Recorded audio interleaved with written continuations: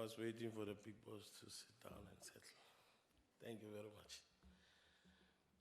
Chairperson of the Council, Chairperson of SALGA, MECs present, NEC members of SALGA, mayors, councillors, officials from the respective departments that have been invited, and of course officials from the National Council of Provinces or Parliament in general, Chairperson of the FFC.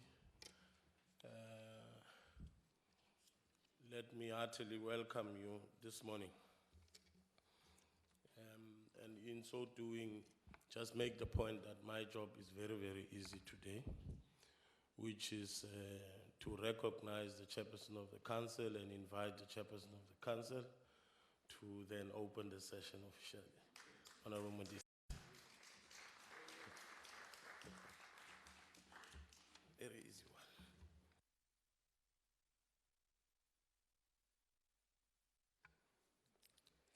Chairperson of the session, Deputy Chairperson of the NCOP,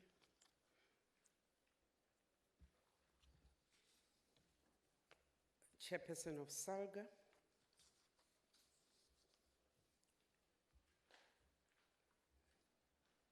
MECs, representatives of speakers of provinces, chairpersons of committees, honorable members, Chairperson of the FFC, ladies and gentlemen, re dumedisa le sekgosi se se leng teng ha ke tsebe rakgosi se tla morago bo emetse.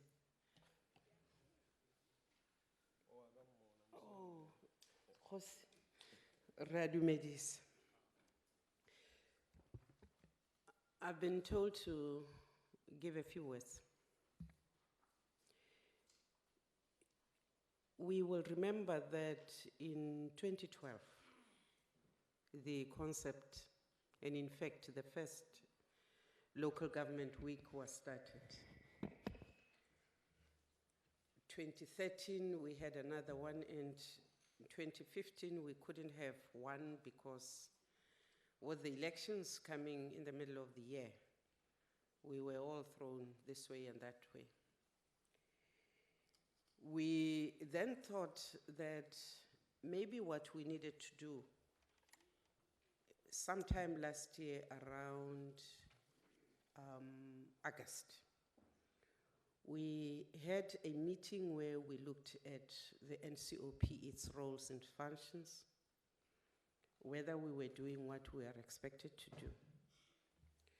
As we did that, we looked at Section 67 of the Constitution,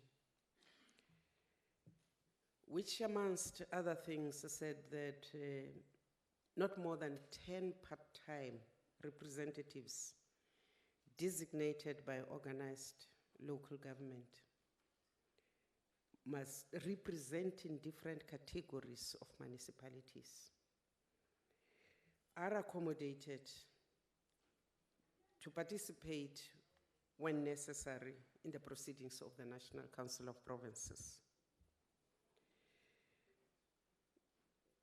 We then looked at the role of the National Council of Provinces, whether it is just to host the organized local government when there are issues which local government wishes to bring to the national sphere.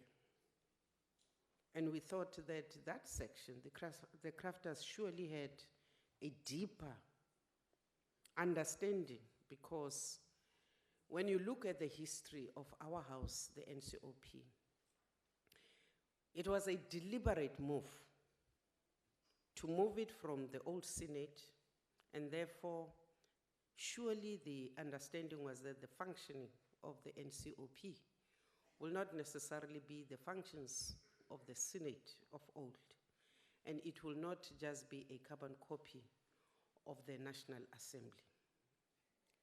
So we started looking at the things that we are doing, how we have done them, and our own understanding was that that which we have been doing well, let us continue to do. that which we were exceptionally good with, let us not continue to do, but continue to see if we can't even make sure that we replicate the good examples within the other legislative bodies of South Africa. That which has potential but has not worked well, let us bring it closer, let us examine, let us see what we can do to improve. That which has not worked, let us come out and say this has not worked, this is no longer useful, we are not going to continue with this program. So we went into that discussion and we thought that it would be important for us to come back to Local Government Week. Come back to it, but also to go back to the role that we have been given by the Constitution, to be the mediator, the arbitrator in terms of interventions. We will be inviting the same gathering again to come and look and discuss about just how the NCOP is executing this duty of being a mediator, an arbitrator, the final say on interventions across the board, not just 139. So today we come together to look at 15 years of democratic local government. I am sure that SALGA will give us examples of things we should celebrate. We must also look at those things which make service delivery not so smooth within these 15 years. What can we do? What is our role? And what do we understand the role that the NCOP should play with regards to municipalities? We deliberately invited provinces, provincial legislatures, because when it comes to service delivery, the first point you pick up is when your financials are not going well. It is when we cannot account. That annual financial statement that must go to the MEC and therefore serve before a portfolio committee in the province. When it doesn't come in time, then you pick up that there is an issue. The connection with us is that at the same time, we hold the provinces to account. It is something we have not done very well as the NCOP. We think that we are, because our existence starts with a nomination and a secondment from the legislature into the NCOP. We sometimes think that we owe our own home provinces so much that we cannot stand up and say you're doing wrong. You're not doing what is expected from you to do. And therefore that pushed us into re-looking at, by the way, when you bring the sum total of the constitutional arrangements, it's a NCOP. We are the only institution in South Africa, other than the head of state, that can bring all three spheres of government under one roof. We are the only institution that must call to account not only the executive to account, but the legislative sector to account. We are concentrating on holding the executive to account. We are not doing very well in calling the legislative sector to account. So this meeting, we are hoping, will enable us to talk about issues local government, to talk about issues service delivery, but to also help us just crystallize the role that we must play. One of the things that we were talking about in Manyoni was who drives local government week programs? Is it SALGA? Is it a SALGA program or is it an NCOP program? Is it a sum total of SALGA and the NCOP working together? Therefore, the program must reflect that. Who drives the provincial week? And I'm deliberately fusing the two together because there is no oversight work which the National Assembly, the NCOP plays anywhere else but at local government. It is in a province, in a ward, in a municipality, in a village. Therefore, the sum total is that when you look at the work of the NCOP, you must bring this gathering together to think together. But the NCOP must also start taking ownership of that which it must account for. Have we done what we are supposed to do? What are we supposed to do?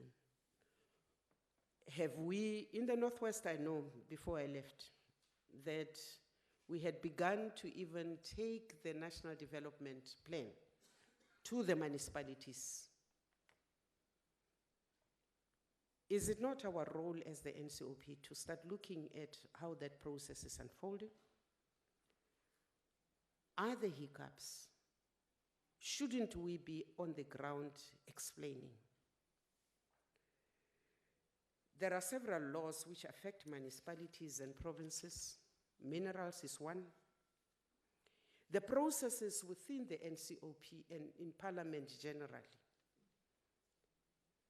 has us almost every month in court facing litigation on the processes of legislation. Where do these things play out at local government? Public hearings, the 21 notice, it has to happen in a certain locality. So we need to begin to look at what works for us, what does not work for us as local government, as the NCOP, and begin to see how we can deal with this. So we need to be looking at the districts, the local municipalities, those relations, the movement of funds and other resources. We need to look at the response to urbanization. Are we doing well? Are we not doing well? Is it in fact even a good thing to urbanize across the board? We need to be able to say, Section 154 only speaks about support. Are we doing the support? But in the sum total of everything that we must do in this week, we must also remember the good words that come from the Constitution. It doesn't use any hard words, Deputy Minister Nell. It says that there must be good faith. It says that there must be trust. It says there must be interdependence and independence. It says that there must be cooperation. And so it says that what we need to do is to coordinate our actions, plan together, guide one another, give support where it is necessary. So, Chairperson, I thought I should make those few words to say that this is what we expect. This is the beginning of, for us, interrogating our role into intergovernmental relations. Sifting issues of cooperative governance. We actually were very coy last year in August because we said, as the NCOP, we're not even sure how we interact. Le Makhosi. There's nothing written anyway. What is written is that we represent the provinces, full stop. That's a very broad way of saying that we can interact and must interact in Lemagos because they are found in the provinces, they are found in the municipalities. You know, speaking of the issue that you raised between us and them, in my meeting last week with the leadership of SALGA, a very important point was raised and members were very passionate about it. That we are tired now of joining or working with the NCOP, and when we get to the NCOP, it's us and them. And they sit that side, and then they look at us sit at that side. And I realize now that they have done it. Sitting here, I can realize that the majority of SALGA leadership is this side. And the majority of members, MPLs, are this side. So I had made a commitment that part of your input would in actual fact to instruct that swapping. But in the best interest of time, let me not do that. Probably during tea time, we would then relax and begin then to interact with one another.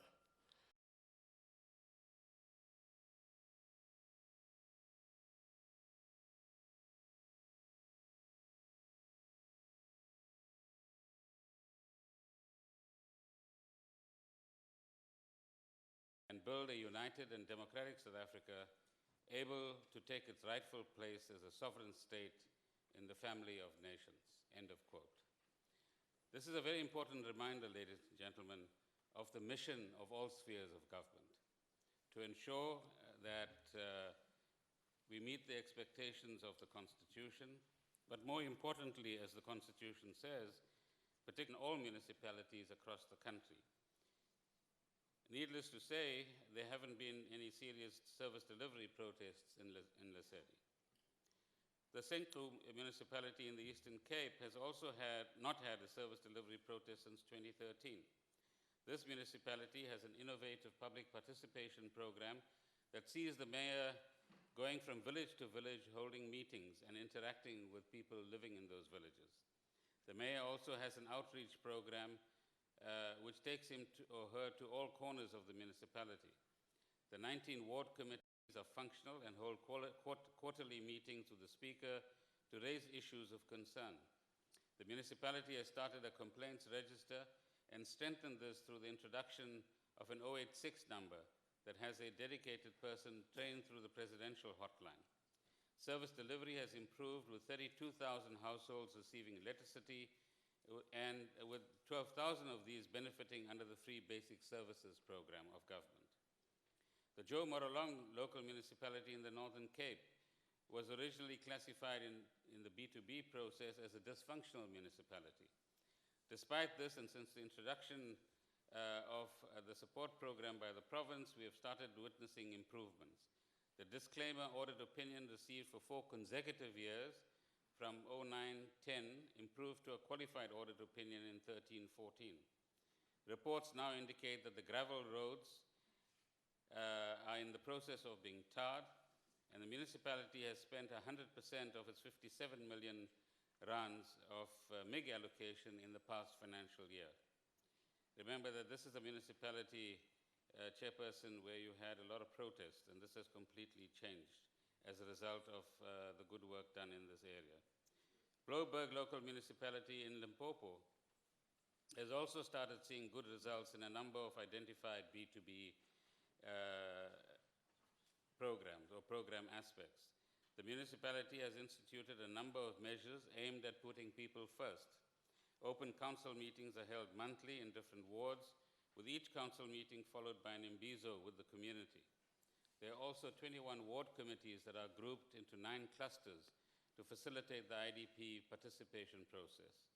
A complaints management system is in place with feedback provided at imbizos.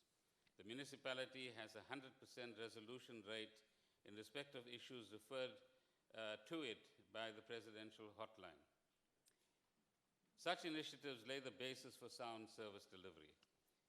All villages now receive electricity, and schools have been built across the municipality. Water provision projects have been finalized to meet the challenge of shortage of water in the area. The municipality has appointed all Section 56 and 54 managers and received unqualified audit opinions.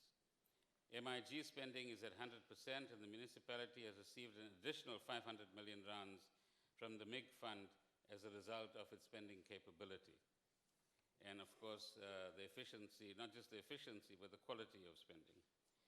The amalgamation of part of the dysfunctional Akhanang municipality into the well-run Bloberg municipality, as approved by the Municipal Demarcation Board, is or likely to be approved, is part of our efforts to improve service delivery in this area. Teerswaterskloof and Swartland, in case the Western Cape thinks I'm going to ignore them here, are also examples of municipalities that are proving to be success stories. Swartland has 12 functional ward committees, and public participation in the IDP and budget processes is good. Teerswaterskloof has a complaints register that logs and tracks complaints and even provides written feedback on the same day if it is possible. In addition to this, the municipality employs a number of mechanisms to improve communications with the public. These include an external newsletter, website, local newspapers, bulk SMSs, press releases, and many other mechanisms. In Swartland, household access to water, sanitation, energy, and housing was above 90% for each of these areas. Access to electricity is the highest in the province at over 99%. These are but some illustrations, Chairperson, of good work happening in municipalities. And it's important that this platform that you have provided through Local Government Week gives us an opportunity to say to the public that not all is bad in South Africa. There are many things that are working in South Africa. And we owe this to, we certainly owe this positive feedback to those in our municipalities that seek to serve the public. Honorable members, what we are consistently seeing is that once municipalities start applying and adhering to the back to basics philosophy or program, it lays the foundation for a turnaround in the municipalities or reinforces the good work they've already been doing, but certainly sees an improvement in service delivery to the people. Despite this, let me assure you that our success stories collectively should in no way instill a sense of complacency. There's still a lot to do. Instead, we've adjusted our Back to Basics program to deal more effectively with the challenges we have encountered. Let me also mention that once the Municipal Demarcation Board announces its final decisions on the municipal amalgamations, we will also be ready in time, together with the IEC and other structures, to have our elections somewhere between 16th of May and 16th of August next year, which is the prescribed time period within a qualified way, that we will continue to serve them and continue to improve their living conditions and working conditions. Thank you very much.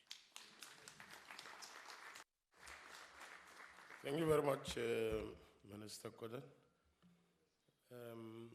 Honorable members, councillors, now is an opportunity for us to reflect on the inputs that we received this morning. I know it might have been too much, but I noted that members were taking notes. Of course, the first input by Honorable Thandi Modise, the Chairperson of the Council, was a reflection on the evolution of this process. Where it started, how it has evolved, what are the challenges, are there areas where we need to improve, and if there are areas that we need to improve, what are those areas that we need to improve on? Are there certain aspects of this engagement that perhaps we need to do away with, if possible? And what are those areas that we need to do away with, and what would be the reasons for that? So it would be important that we look at that.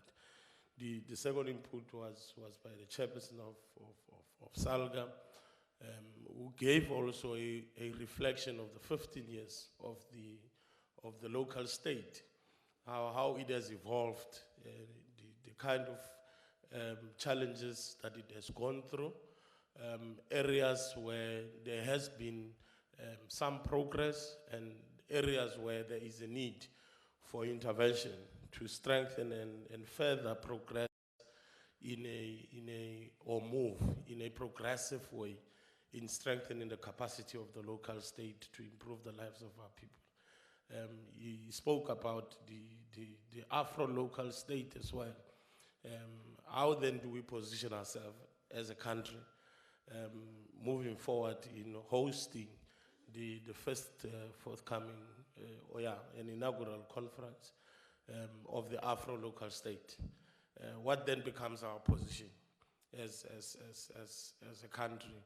He made reference also to the UN development goals. What then becomes our position as a local state in ensuring that whatever that we do build into this global program, and we don't see ourselves isolated, to an extent also putting some emphasis on areas related to intergovernmental relations. Jose Ronald spoke about the role of traditional leaders and made certain suggestions as well insofar as coordination of the work that we do as local government together with the House of Traditional Leaders in fostering that relationship and ensuring that in whatever that we do, we don't see ourselves competing for the same space, but rather how then do we complement one another, because local government is for everybody. It cannot just be for one person in isolation of the other and so forth. And some proposals as well spoke to joint meetings, joint programs, joint report backs, and so forth. So it will be important for us to reflect on. The last input, of course, by the Minister spoke to the broad issues also facing local government with specific reference now to also the back to basics, speaking to not only the negative, because I like the word that you used. How do we change the narrative? How do we put it out there to our people to say it is not all bad?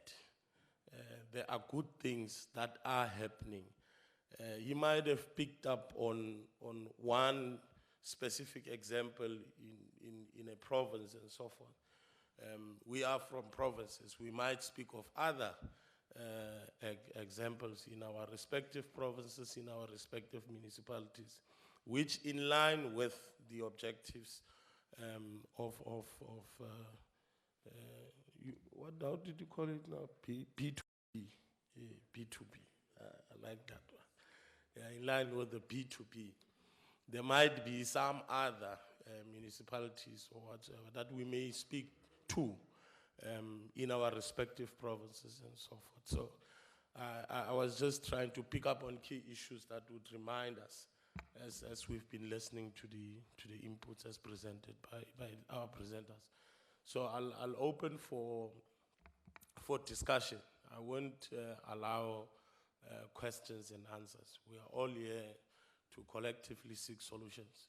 So if you have a question, phrase it in such a way that it becomes an input that takes us forward. It builds on what we have instead of really asking questions and expecting answers and so forth, and avoid now what I was hammered on last week, Tuesday, us and them.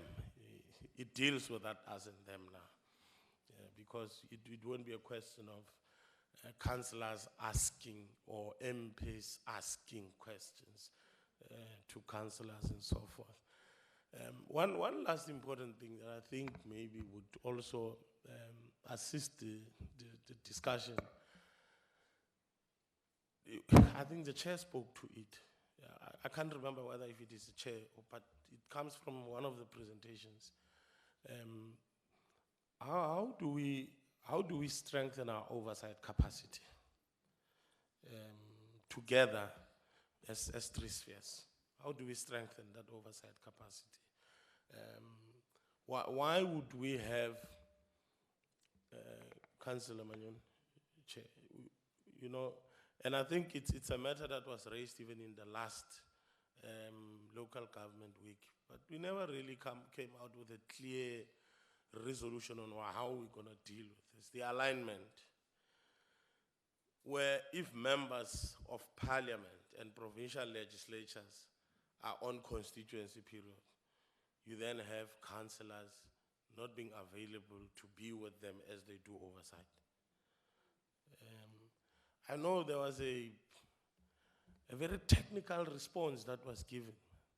The Municipal Structures Act and how does it work?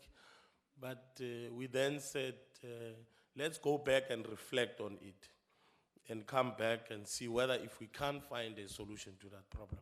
If there's still no solution to it, it's fine. Let's continue reflecting on it. But if there is a suggestion that may come out of this exercise, it might be assisting. It might be of assistance as we move forward. There we are. Chief Whip of the NCOP. Chairperson of the session, thank you very, very much.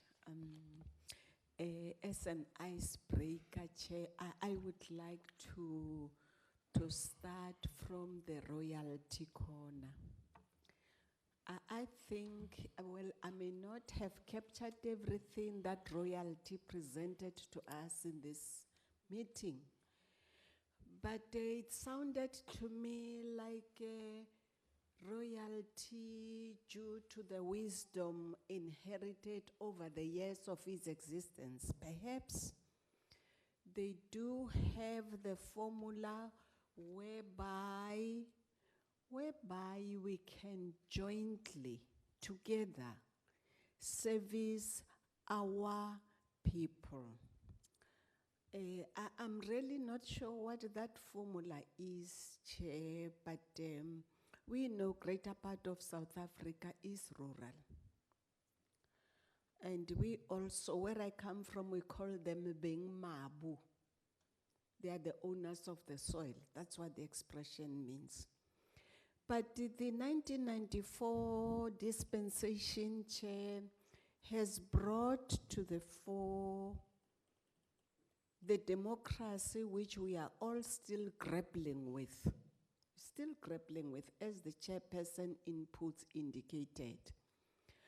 But coming to councillor selection, that is where my interest is, considering the period we find ourselves. Coming to councillor selection, Chair, if they have an approach that can improve the manner we've been doing it up to now, which has not really helped us find one another. That is the royalty plus ourselves, the commoners, in serving our people. In serving our people, Chairperson, if they could share those ideas with us, how do we do the tango together so that nobody trips, and so that the minister spoke of inclusivity? It's a $1 million question, I know. But in the spirit of this local government week, that we are together seeking solutions how to improve serving our own people, Chair. I got the inkling that maybe royalty does have some helpful ideas. Thank you very much. No, thank you very much, Chief Whip of the NCOP. I thought our constitution dealt away with the House of Commons and House of... so. But it's good, you know, just to remind ourselves at times. Is there any other input?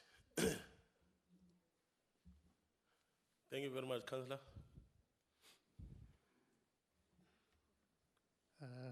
Chairperson, yes, a question about, I'd like to know what progress is being made with the rationalization of the excessive legislation and regulation that affects local government.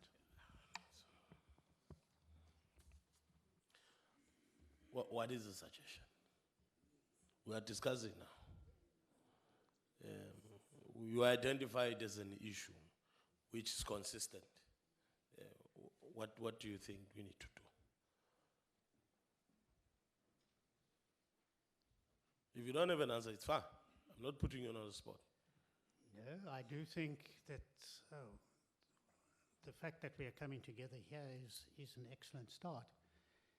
SALGA needs to be directly involved in that process, as well as the National Assembly and the NCOP, in reviewing, in saying what are the areas that are causing problems for municipalities.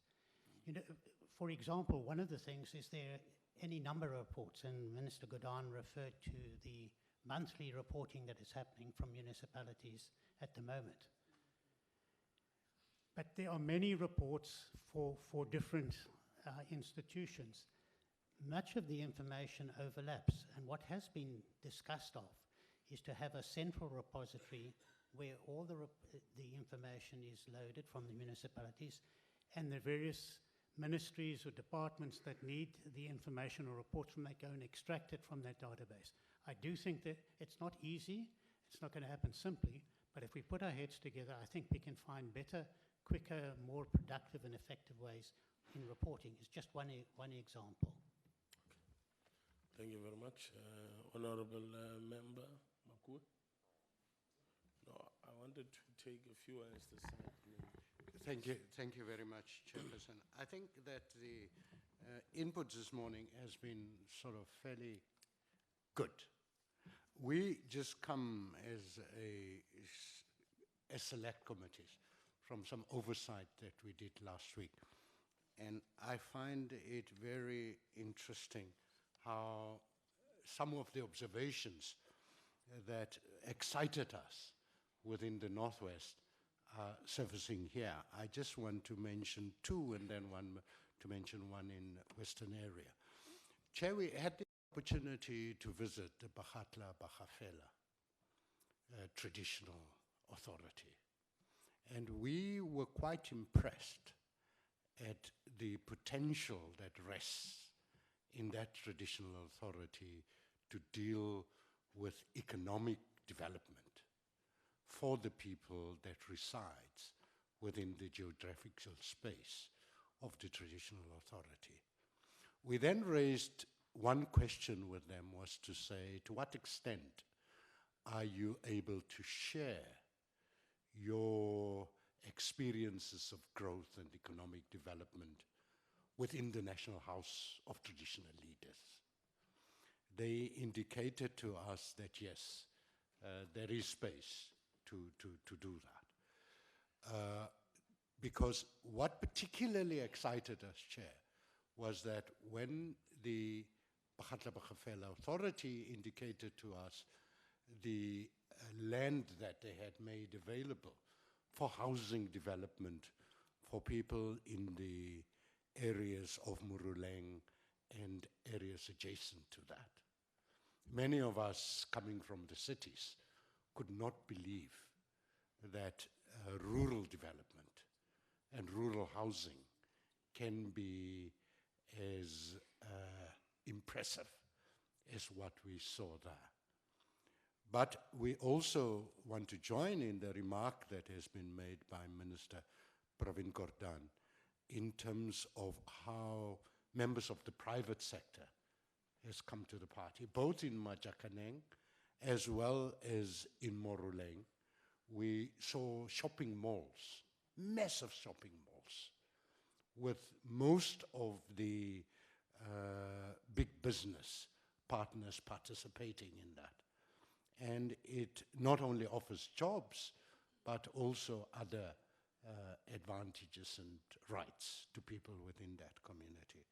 With that, Chair, the question that was haunting us was, what is the cooperation then between the local municipality and the traditional authority, with generating revenue so that they too can become sustainable. Thank you, Chair. I take it that the MEC will also maybe later share with us how that migration affects him as an MEC for Human Settlement and Corporate. Oh, was your hand not up? Oh, okay, Councillor. Thank you very much, Chairperson of the session. The Chairperson of the NCOP made mention of the legislation in terms of organized local government. The House of Traditional Leaders, also the spokesperson for the House of Traditional Leaders also mentioned a list of pieces of legislation that needed to be looked into. And I'd like to believe that legislation should be an enabler and not an impediment. And I know also as SALGA, we also have from time to time raised a number of pieces of legislation that impede or maybe somehow, make it not that possible for SALGA to do the best that it could do. That in terms of, the amendments to such acts, because you said maybe we can also propose here, is it possible that SALGA sponsor or any one of us sponsor through the select committees that maybe if SALGA does that, it's for the legislation, because we are not seeing any progress in that regard. We don't know because we are not here all of the time. That maybe such legislation that we have given you the list of has been attended to or is in the process of being attended to. And if not, we would like to ensure that we, if possible, in the select committees when such legislation are considered, or we be there so that we ourselves can sponsor such amendments to the legislation. And if it means even to the Constitution, we should be doing so, because the Constitution itself, I mean, this is a new Constitution. We are only, 20, 21 years. And as a new Constitution, I don't see why we should not, all of us, be sitting back and saying, in the last 20 years or 21 years when this Constitution was adopted and implemented, has it actually served the intentions, and where are the impediments, and if there are, where they are? I think we should all be putting our heads together to begin to, where possible, for the better, to improve the quality of lives of our people. Thank you, Chief. So you identify that there's an area that we need to continue working on. Okay, fine. Councillor will be the last, and then I'll join. I'll proceed to this side. Thank you very much, Deputy Chair. Deputy Chair, we need to strengthen the relationship between the traditional leaders and SALGA, especially around the land issue.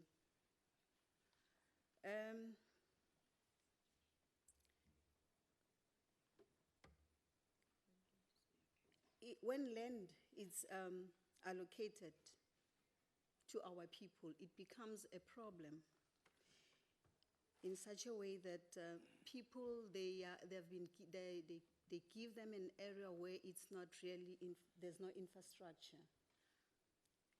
When the local government comes in to put the infrastructure, people have to be reallocated. And service cannot be put into place without experiencing problems. And bringing strive to settle the community, it becomes really a problem, because at the end it seems as if municipality is not focused and is not servicing or is not giving the people the better life that it's needed. So I think the traditional leaders, they have to focus in such areas, because you find people building in a place where it's not conducible, and it becomes a challenge to the municipality. Thank you. Thank you very much. To my left, now let me take 5 hands and then we see how we proceed. We still have enough time. My councillor. And then who else again? Let me pick up the hands. So 1, 2, 3, 4. Only 4. No afterthought. All right. No, this side. You may proceed, my councillor. Chairperson, thank you very much. I'm Councillor Joe Munyo from the Eastern Cape. I'm an NCOP rep, SALGA NCOP rep to the, to the NCOP in fact. Chair, mine is around, the input made by Khosi.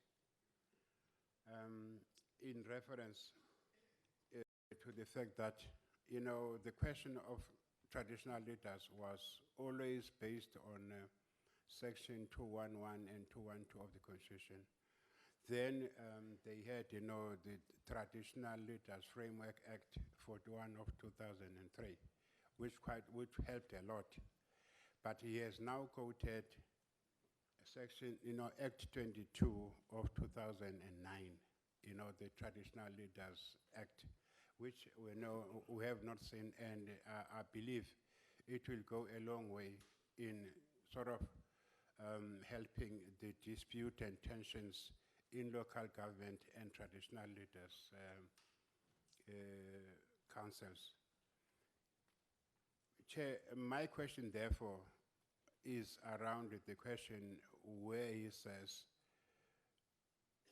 the House of Traditional Leaders will have to be involved in the election of councillors, if I'm putting it correctly. Now, when you take councils, legislatures, parliament, all those are political institutions, whereas traditional councils are not. I'm not very sure, Chairperson. I'm not asking a question, but I would need clarity as people debate as how best can that be. Maybe it could sort of, relieve this pressure which is always there and whatnot. Thanks, Chairperson. Thank you very much. I had number 2 somewhere there. Honorable Okay, Chair, thank you thanks. very much.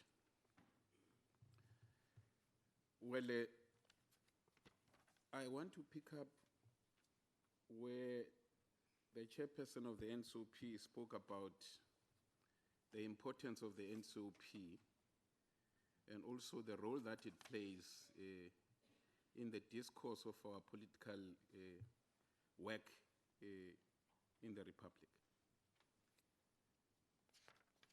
There's an issue here, Honorable Chair, that as provinces, we get bills being referred. And in terms of the Constitution, we need to do some consultation. But in the manner in which these bills are being referred, I think at some point in time, we're going to find ourselves in serious trouble because of the fact that the time given for these bills to be processed through the provinces does not allow us sufficient time to do that consultation. But critical enough is the fact also that the issue of SALGA at that level, we seem to be steaming ahead alone. Well, I'm talking about Mpumalanga as an example. Steaming ahead alone with participation of SALGA. I'm not sure if that is the correct way of dealing with those issues. What is important for me is that maybe we need to look at that because obviously there are stipulations and I don't know if we would need to look at how we want to change that and how we want to correct that. But there are serious issues that we need to look at, Honorable Chair. We have an issue of ward committees. Honorable Minister, I think there's a question that we need to ask ourselves this time around. We've got policy that is there that guides us as to how we need to work around the issues of ward committees. it is a good thing that we will be able to present a report and say, in this area we've got this number of ward committees and some of them are really functioning.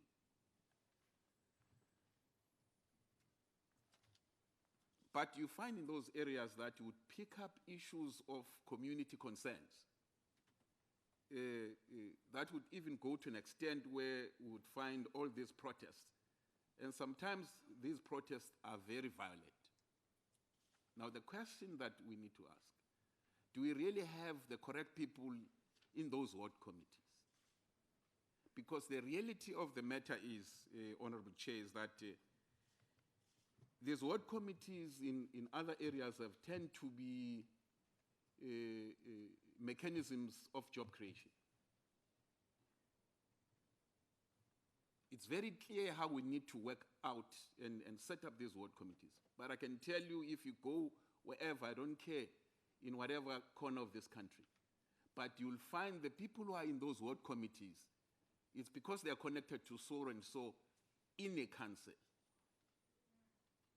which now leaves out the objective of these ward committees. And our mayors shouldn't be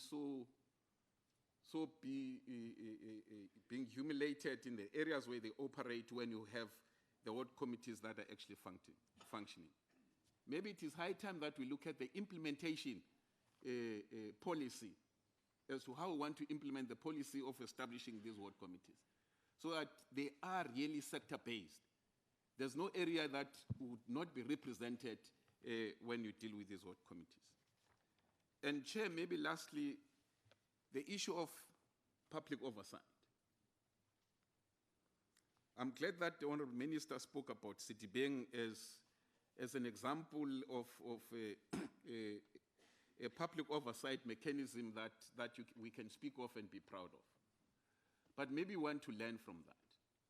You know, oversight, Honourable Chair, is a problem in our areas of municipalities, Honourable Manyoni. You know, I come from the background of being a councillor.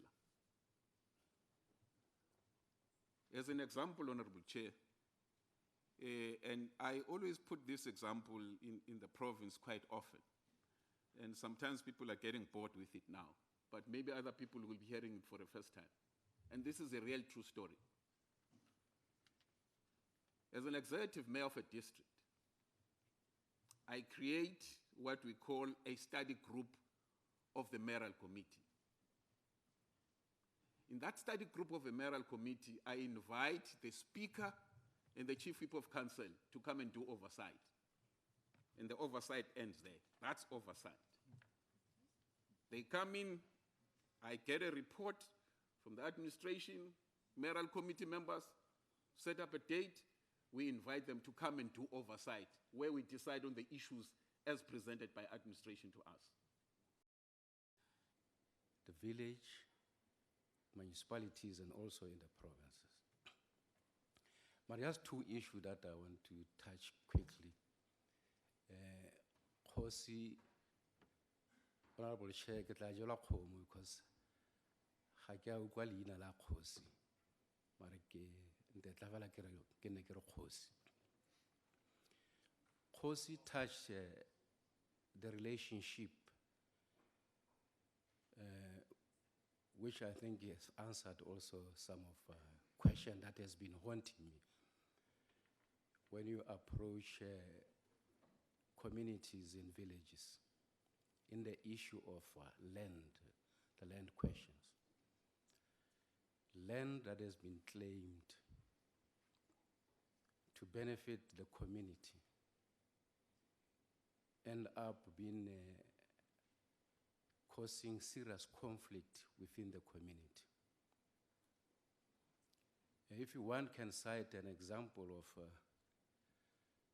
a community at Ramotshere Muilwa towards Botswana in Mokhola village, where the communal property associations turn up to be some private entity being aloof from the entire community, even the traditional leaders.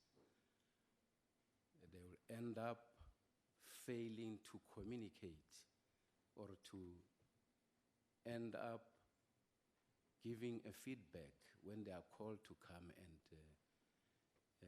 give a feedback on the progress.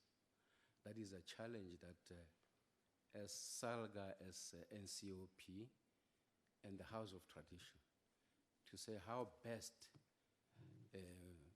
when you get out of this week, we should have an approach of how do we deal with the issue of the land question. The second one is on the mining community. We are seeing municipalities that are distressed, but being surrounded by these big mining companies. We did some oversight in one of the local municipality on the eastern side of the Platinum Belt on Rustenburg, Madibeng. We were looking at the integrated development plan of the local municipality and how best can they integrate that with the social labor plan of the mines, which unfortunately there is a disjuncture. You will get a report from the DMR suggesting that indeed there are some social responsibility. But when we engage the mining companies like Khosi, the chairperson of SALGA, just to make a reflection on some of the issues that you might have raised. Not conclusive, but as part and parcel of reflecting on some of the things. Yeah. Thank you, Honorable Deputy Chair. Let me indicate up front that I have an appointment with the doctor. I might not be here when there are responses to the issues that I'll be raising. Firstly, the issue that was raised by the chairperson with regard to the role of the NCOP, perhaps there should be some discussion in the Speakers Forum to clarify the role of the NCOP, whether it is oversight or is that of taking the interests of the provinces, because our speaker in the province where I come from always emphasize this point that ours is not to oversight. We are appointed by the legislatures, and therefore ours is to take the interests of the provinces as part of the national agenda. So I'm suggesting that perhaps this must be clarified at the level of the Speakers Forum. I just also linked to this issue of the role, also with regard to the interests. I have been grappling with how do we take the interest as permanent delegates in particular of the provinces when there is no clear mandate that you receive from your province, whether with regard to budget votes, debates, with regard to questions to the executives. You don't get questions from the province to the executive, for instance. It's even worse at the level of local government or municipalities. I have been observing since I started in the NCOP that even though SALGA is entitled to 10 representatives, always there's only one rep in any debate. For example, we're having a debate next week. I can guarantee you that there will be one or none that will be attending. So I think it's something that the SALGA must also discuss seriously. Ideally for me, with 10 reps and also with 9 provinces, ideally for me would be to have each of the provinces represented.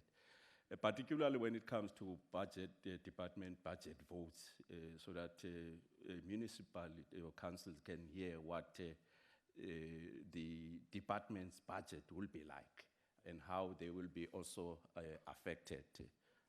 That's what I would encourage. But also, if they could, I don't know, Chair, what role SALGA could also have with regard to questions to the executive. We have these opportunities, delegates, permanent delegates, of asking questions to the executive, whether written or oral. What is the role of SALGA with regard to those areas? Shouldn't they also have the opportunity to ask oral questions to the executive, or they just come to debate when we're debating?